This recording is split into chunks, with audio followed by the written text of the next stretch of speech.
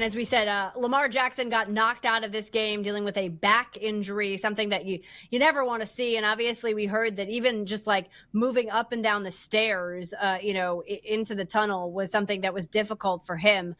So it was Snoop Huntley who took over at quarterback for the Baltimore Ravens. They were still in position to be able to win this game. Obviously, took an 11-point lead into the fourth quarter. The Patriots come up and march down the field and score, and then K'Lavon Chaisson forces the fumble. So I guess the question is, overreaction or not, if Lamar Jackson had not been injured and had to leave this game, the Ravens would have won.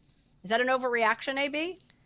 I think it's an overreaction. You didn't see Lamar Jackson absolutely taking over the game in the first half when he was playing, and he hasn't been the same player that he was last season. He has not practiced a full week of practice, I think in like 7 weeks. He's missed one day because of all different things. I think recently it might have even been illness. But really, you saw more of Derrick Henry. You saw more of Zay Flowers in that game, and that was really the issue throughout the entirety of really the second half as well. But no, I think this has got to be an overreaction. Yeah, look, I mean, I think it's also always very hard to say, right? And Zay Flowers was absolutely, Flowers was just crushing New England's defense. So there was a little bit of irony that ultimately, K'Lavon Chaisson gets to him and punches the ball out and forces the fumble because he was having so much success against this New England defense for most of this game until that final drive. But these statements are always so difficult because the reality is what would have happened if Travion Henderson hadn't had to leave this game in the second quarter? What would have happened if, the Patriots offensive line wasn't dealing with different machinations? Same with their defensive line. There's so many different variables in this game that I think it's an overreaction to say that. And as you said, Lamar he's had a tough season when it comes to injuries. He missed practice again this past Wednesday trying to get ready for this one. And that has been something that we have seen on repeat throughout the course of the season. He just hasn't been able to be the same player that he has been in recent years. Not saying he won't return to that form. He very well may. But as of right now, it's certainly something that's been a bit of a challenge for the Baltimore Ravens quarterback. Okay, Drake May secures the MVP when it comes to the primetime win over the Ravens. This is a tricky one. Is that an overreaction or not? I think it's an overreaction, but if you were there or if you watched the game on 1 decimal of volume, you could hear the MVP chants in Baltimore from the Patriots fans. So they did travel well in that game, but I am very confident that Drake May will have MVP opportunities in his future.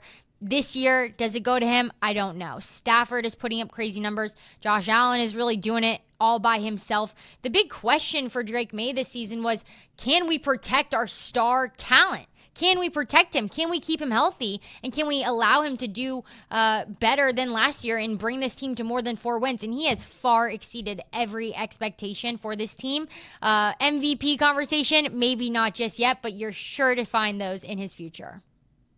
Yeah, look, I mean, when you look at the numbers that he's put up, they are impressive.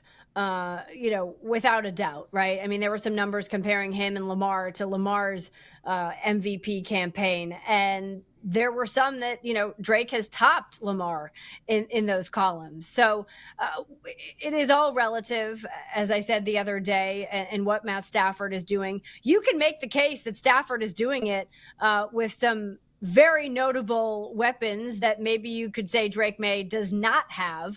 And then you start to get into the dynamics of this award, right? And what are we really awarding people for? And that becomes a much broader and much larger conversation. But it'll be very interesting to see the way the voters go on the MVP award this season.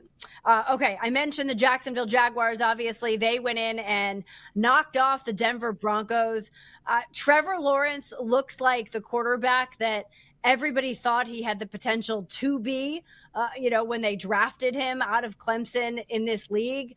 I think, he and Liam Cohen might be the best thing that's ever happened to Trevor Lawrence at this point in his career, because you can just see this working with them together. The Jags have become the team to beat in the AFC. Overreaction or no?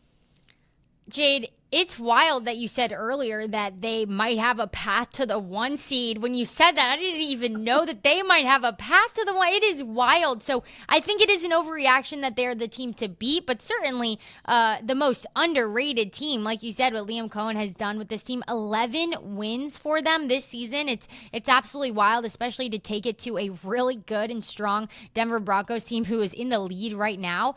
Powerful, probably not the team to beat, but definitely the most underrated team for sure.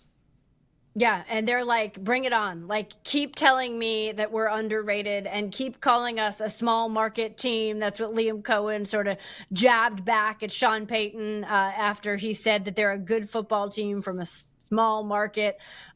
So the Jags are just like, like, we don't want any bandwagon fans. Like, just no thank you. We're just going to keep using this to our advantage. I don't think I'd call them the team to beat at this point, but if you're not paying attention to the Jacksonville Jaguars, you better start.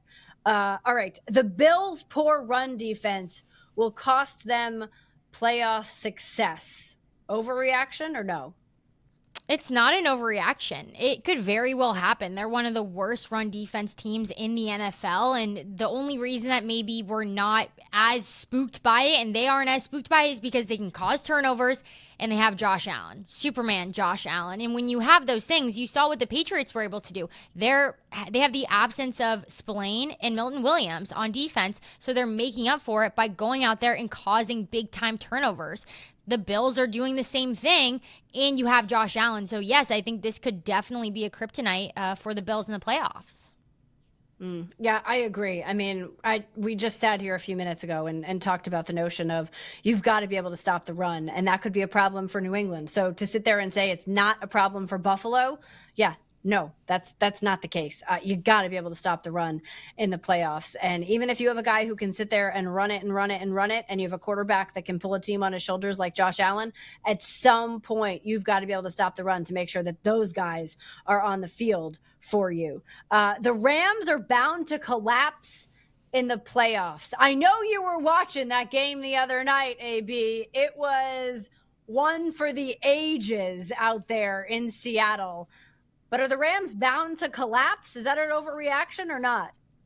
It's a major overreaction. The Rams, I was pulling for the Seahawks in that game, Jade, but the Rams probably should have won that game. Okay, calls didn't go their way. They had touchdown taken back. The 2-point conversion, like, you'll probably never, ever, ever, ever see that again. Ever in an NFL football game. Shout out to Zach Charbonnet for picking the ball up there, but they should have won that game. This is a team that has Matthew Stafford, who's in the MVP race. They have one of the most talented teams, like you said, in the NFL, and they're not going to collapse in the playoffs, in the postseason. But yeah, that Thursday night football game was wild. I was in 5 different positions during that game. I was sitting watching, I was standing watching, I was laying down slumped, like I was all disappointed of how it was going to go, and it wasn't an exciting Thursday night football game.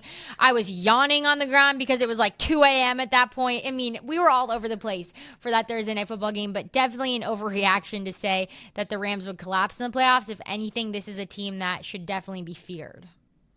Yeah, I agree. I think both of those teams need to be feared when it comes to the Rams and the Seahawks. And they showed us exactly why with the way that Thursday night game. By the way, just real quick, I mean, week 16, the best week of the season, like, is that going to be an overreaction? Because the games absolutely delivered. It was so fun, Jade. It was so fun. And it gets exciting, too, when you add in the playoff positions and the standings and what that all means. And my favorite part of playoff football is when you get to see the other teams wishing success or defeat upon other teams. I think it was Aaron Rodgers who said, I'm really hoping the Colts don't do well, right? Like, I'm all about it. I think it's hilarious when you see opponents cheering or not cheering for each other. Yeah. Aaron Rodgers last night, right? You know, after the call gets made and he's like, I didn't know how that was going to go. I was there 10 years ago and I saw it go a different way. And those, of course, were the replacement refs. But I'm going to go home. I'm going to enjoy this win and I'm going to go root for the New England Patriots. So, you know, it is fun. It is fun to see that become part of the fodder and the map of the playoffs. But man, this week delivered. I mean, from Thursday night to that Saturday night game, you know, with the Bears coming out victorious, that was ridiculous. And then, of course, last night delivered as well. We'll see what tonight brings. Monday Night Football